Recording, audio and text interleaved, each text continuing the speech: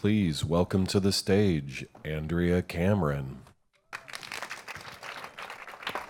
Hello everyone, my name is Andrea Cameron. I'm excited to present my thesis work to you, Playing with Firebrands, Amplifying Student Voices in Education. Now, our education system puts a premium on compliancy and rote memorization, which are excellent qualities in an industrial worker, but not as relevant for today's society. And that's because it follows a model called behaviorism, where learners are seen as passive receptors for knowledge. Now, the problem with this is that no matter how high students' grades are, their education can leave them with a lack of focus, a lack of direction, and a lack of confidence. And that's why when I graduated from college in 2014, in the back of my mind, I was thinking, shit, what do I do from here? Because our system doesn't give students an opportunity to do something that matters to them, which is how I managed to graduate from college without a clear trajectory for what I wanted to be doing. And for me, that meant that I had to take a gap year to figure out who I was and who I wanted to be. And in this process, I devoted it to developing life skills and personal passions, one of which was reading. And I spent a lot of time at the library, and I came across this book, The Myth of the Spoiled Child, by progressive educator Alfie Kahn.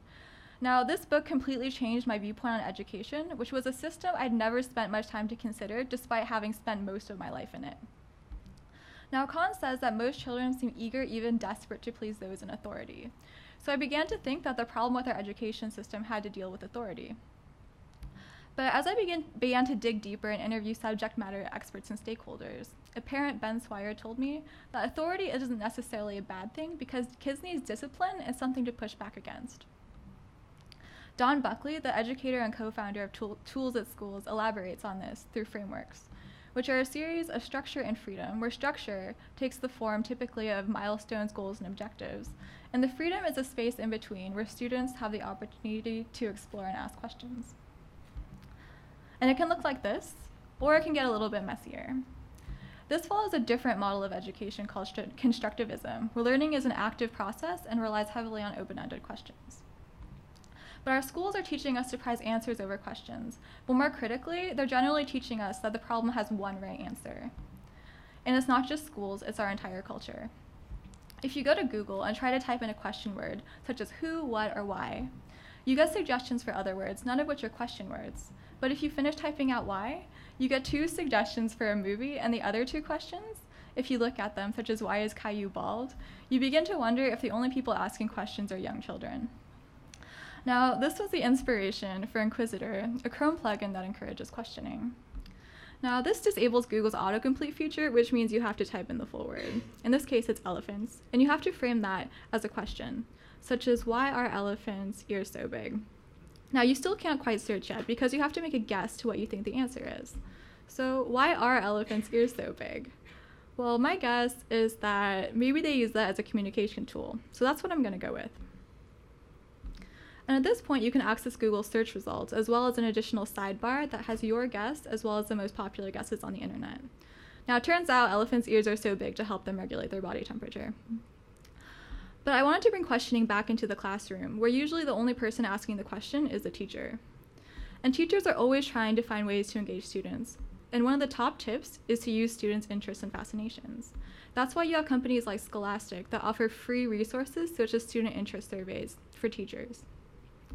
And this was the inspiration behind Q&A, which is flipping the script on who's asking the questions in education, where instead of the instructor proposing courses, it's the students who can say what courses they wish they were taking right now but currently don't exist. And in response, you have educators upload video content. So because videos are so critical to this process, my question was, how do you make a video using basic equipment that everybody has on hand? What does video tutorials one-on-one look like? So I enlisted the help of an expert, Michael Chung, who's an instructor, filmmaker, and photographer, and this is what he sent me back. Hi, my name is Michael Chung. I am an independent filmmaker and a photographer.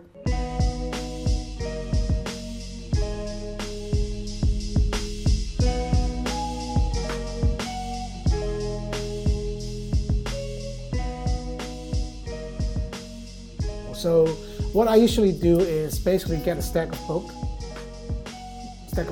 and just like do this and then put your laptop on top of the stack. And this way you can adjust your screen and to make the screen relatively vertical. And you can see now the distortion is gone. So you're basically seeing all this straight line coming down onto your frame.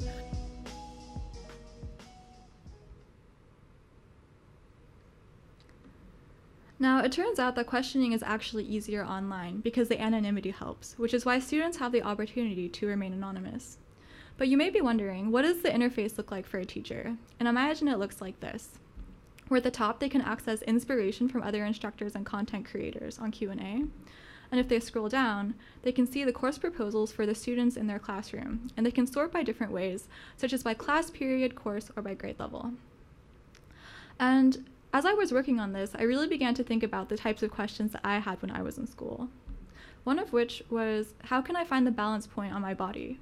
Which relates to the physics principle of center of mass.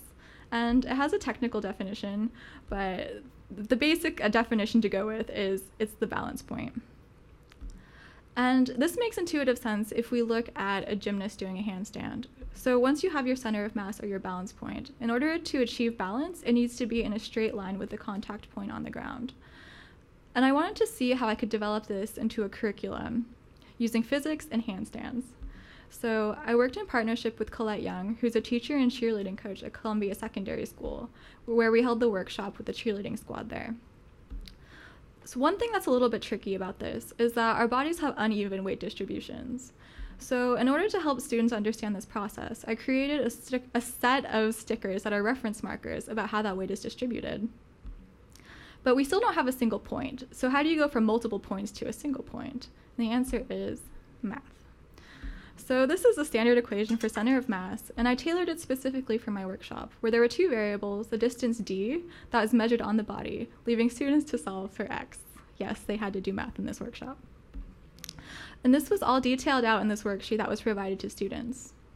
The final step was the practical application, which was to do the handstands and to look at the photo analysis, tying together the theory and the application.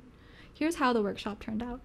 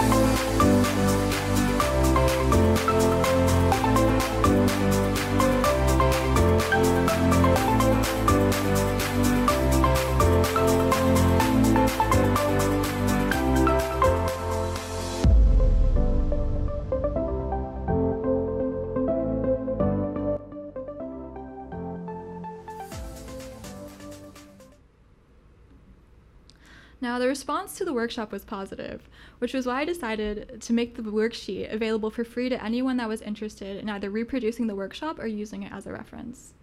But as a designer, I wanted to see how I could have this experience reach a larger audience through a product. And so I began to prototype and spent a lot of the early phases looking a little bit like a crash dummy before arriving at physique. Now, when we exercise, we feel good because of the release of serotonin and endorphins, and we look good too, but we don't always look quite as good as we think we do. And that's because not all of us have a great sense of proprioception, which is the unconscious perception of movement and spatial orientation of our bodies. Now, physique helps to build that through a series of physical weighted bands and haptic feedback. Because the human head weighs 11 pounds on average, which is the same as a medium-sized bowling ball, but we don't feel that because our head is always attached to our bodies. So that's why with physique's weighted bands, each weighted band is proportioned to the body part that it goes on. Now, once users begin to feel comfortable with how their weight is distributed and how it affects their movement, they can go on to the haptic training portion, where the haptic sensors pair with an app via Bluetooth. And users can begin to practice specific movements that they want to improve, such as pirouettes. They can go to the movement database and begin to practice, where they get feedback in real time for areas that they should be focusing on through vibrations from the sensors. They can then go to the app to have an in-depth analysis of their movements, as well as suggestions for improving.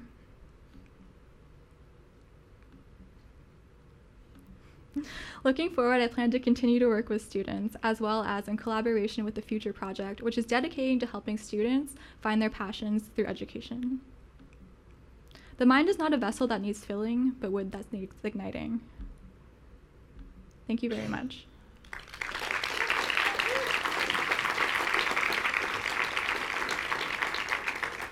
I think we need physique for warrior pose. Can never get my arms horizontal. Can anybody get their arms horizontal? Yeah, you say you can. Yeah, when that thing buzzes, you'll be like, oh, yeah. So during your interviews, you had mentioned to me that people assumed that you wanted to be a teacher? Yes, I think if you say you're interested in education, the default is that you must be a teacher or wanting to be a teacher. And? And no. Really? Really. After this experience? I think one Working thing with I kids. learned from this experience is that a lot of the people that care the most about education end up being really frustrated as teachers and end up leaving and trying to work outside of the system to make changes. Yeah, I read some churn statistics, and it's really like 2.25 years or something average in public school teaching. It's a heartbreaking statistic. Well, actually, that brings me to my question, which is your ideas around working within the system and working outside of the system, after school programs, the Q&A, for instance. The Q&A is fascinating because it has, it's a common portal, but the way that it works for students and for teachers is sort of cleverly different. The teachers can kind of lurk in and see, are the students literally proposing courses, or are they talking about stuff that they wish they learned? So the way I envisioned it is that there's two versions, one that exists purely outside of the education system. So the content there doesn't have to be related directly to the school subjects like physics. It can be about building life skills. It could be about cooking or about dating. But there's also a space for a version that's specifically tailored to work within education, focusing on topics that are current school subjects. And it would be a clever teacher who would take, for instance, an interest in food and turn it into some subject matter around chemistry, perhaps. Right. Unless that ruined the food. It would ignite the food, your word. Right. All right. Thank you so much, Andrea. Thank you.